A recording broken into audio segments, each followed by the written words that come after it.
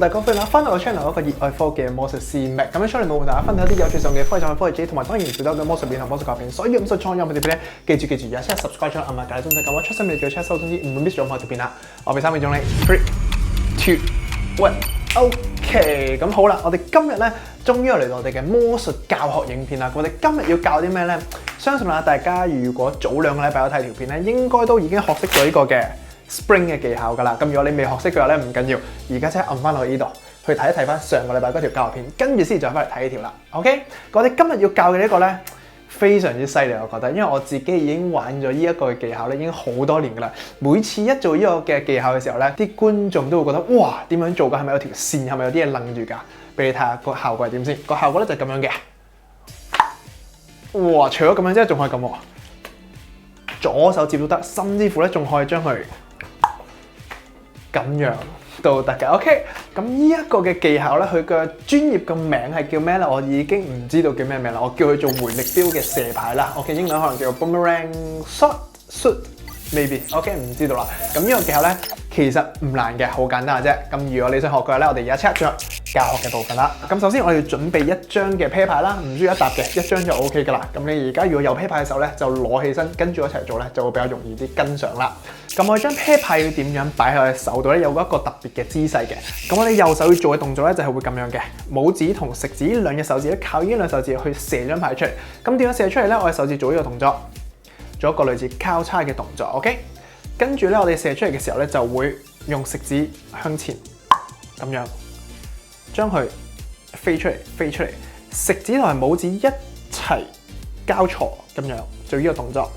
我哋嘅拇指會喺呢張啤牌嘅右上角嘅呢個部分嘅 ，OK， 右上角呢個部分咁樣擺，即係我哋拇指會咁樣嘅咁樣擺，然之後咧食指擺喺上邊，做一個類似十字嘅。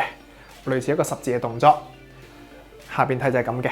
OK， 食指會喺呢張啤牌嘅右上角嘅呢個部分嘅。我哋唔好擺得太入 ，OK， 亦都唔好擺得太出，亦都唔好擺得太下 ，OK。記住要喺呢張啤牌嘅右上角嘅部分，咁樣拇指啱好貼住呢個位置。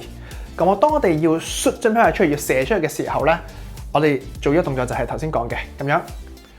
你一開始咧可以試一試捉呢個力先。你唔需要你張啤牌會飛咗去前邊又好啊，飛咗上邊啊，飛咗下邊又好，冇所謂嘅。你先試一試呢個將啤牌射出嚟嘅感覺先。咁呢個啤牌咧，佢飛個角度咧就係睇呢隻手嘅角度啦。如果隻手咧，如果係水平線咁擺嘅話咧，張啤牌就會向前飛噶啦。OK， 咁如果假設我嘅手係向上嘅話咧，垂直向上嘅咧，張啤牌就會向上飛噶啦。咁所以如果我哋想將啤牌飛出去再飛翻嚟嘅話咧，我哋個角度咧就係要45度向斜上方咁樣嘅呢個角度。我哋而家要將佢喺中間45度角，咁將啤牌就會向45度咁飛。然後咧，由於呢個我唔知點樣解釋啊，係一個空氣氣壓啦，空氣嘅關係啦，反而空氣流動嘅關係啦，將啤牌就會向前飛完之後咧，佢會沿住呢個角度咧飛翻嚟嘅。我哋試一次，將啤牌咁擺，十字擺喺度。水平向上45度 ，shoot 飛翻嚟。如果側邊睇要睇得清楚少少，佢會向斜前方再飛翻嚟嘅，你會見到。OK， 當然啦，如果你越斜向上咧，佢越容易可以翻嚟嘅。咁但係當然，如果你要飛得出少少嘅話咧，你就要斜少少角度先可以飛翻嚟啦。咁當你飛出去嘅時候咧，如果我哋想加大少少嘅力度咧，除咗我哋隻手固定咁樣 shoot 出去之外咧，我哋要借助少少手腕嘅力量，呢個動作，當你 shoot 出嘅時候，可以用隻手咁樣一個畫出嘅動作，咁樣嘅話咧，張啤牌就會飛得更加之遠啦。可以，因為如果你隻手如果唔發出去，淨係咁樣嘅話咧，佢都接到，但係可能個距離會唔夠遠。如果隻手咧加埋發出嘅動作咧，佢會飛得遠啲，再翻嚟嘅。咁呢個就係點樣將啤牌飛出去嘅一個動作啦。咁我哋點樣去接翻張啤牌咧？我哋接翻啤牌都有個動作嘅，唔係亂咁接嘅。咁當張啤牌飛咗出去嘅時候，我哋用右手接最基本嘅動作先啦。用右手接嘅時候咧，我哋就係用我隻手手心向上嘅，用我哋嘅拇指同埋其他嘅手指咁樣去接翻住佢。當佢翻嚟嘅時候咧，我哋用我哋嘅右手咁樣去接翻住。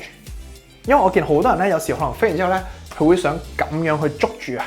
其實如果你話捉咧都捉到，但係可能會難少少，或者個失誤嘅機會率會高少少嘅。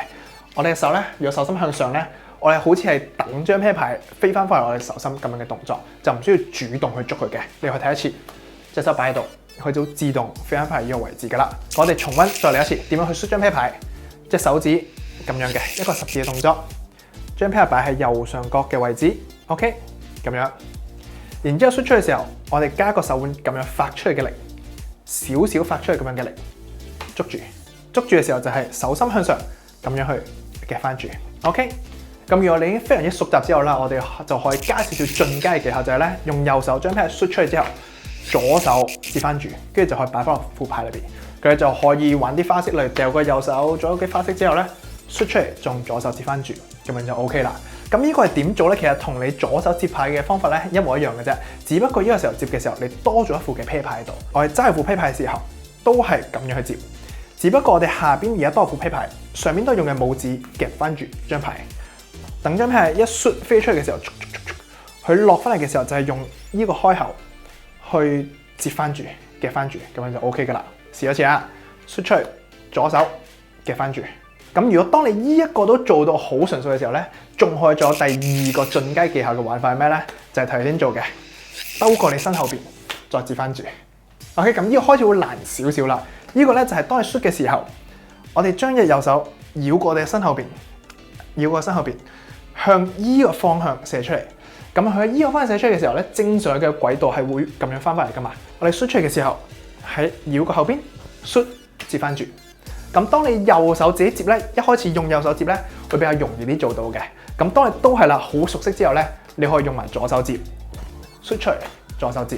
咁呢個就要大家咧試多少少嘅角度方向咧，咁先可以捉得到個感覺嘅都係。咁要提翻大家啦，呢一個嘅回力鏢射牌啦，咁如果你喺太大風嘅戶外嘅地方咧，係唔得嘅，因為啲風一定會影響到你張牌，佢一定會飛到唔知去邊嘅。咁所以室內做如果冇風嘅咧，係肯定冇問題。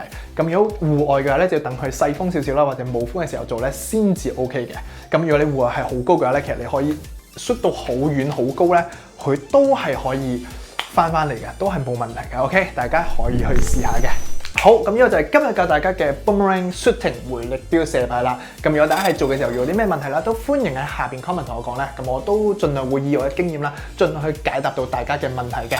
咁我覺得啊，呢一個嘅射牌咧，對比上兩個禮拜嘅呢個嘅 Spring 咧，應該係會容易啲嘅。咁但係我覺得佢嘅效果咧，完全唔差過 Spring 呢個技巧，同埋咧佢比較容易可以做到啊。你只要身邊有一張啤牌咧就 OK， 甚至乎有時如果你唔用啤牌其實都得嘅，你只要用翻差唔多 size 啦，同樣地咁薄嘅，唔可以太厚或者唔可以太重，例如信用卡嗰啲唔得嘅。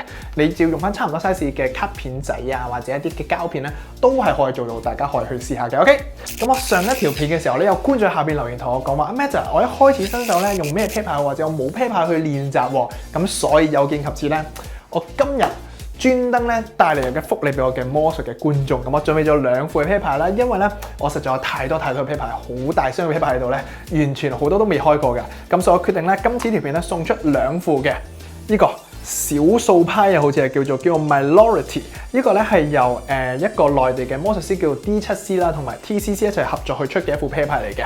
咁我都好耐之前買咗，但係都一直未用過啊，我都有好多副喺度，所以我決定送出兩副，一副紅色同一副藍色咧，俾一直支持我嘅觀眾嘅。咁如果你想得到依副啤牌嘅方法咧，好簡單嘅啫，你只需要喺下邊 comment 你想要依副嘅啤牌，跟住 like 咗條片同埋 subscribe 埋我呢個嘅 channel 咧，咁樣就 OK 噶啦。咁我就會喺2個禮拜之後啦，就會喺咁多嘅參加者裏邊咧抽出2位嘅幸運兒咧，各得到一副嘅呢個啤牌，咁就紅色、藍色咧就隨機派發出嚟㗎啦。OK， 咁但係啊，呢個運費咧就要自理啦，因為我唔知係抽到係邊個地區，因為我喺澳門嘅地方，所以可能寄出去咧會好遠啦。咁所以咧郵費自理嘅。OK， 咁就大家記住要留意啦，同埋如果想得到啤牌咧，記住 comment、like 同埋 subscribe 我個 channel 支持一下。OK， 咁我就一個熱愛科嘅魔術師咩，我哋下條片再見 ，peace。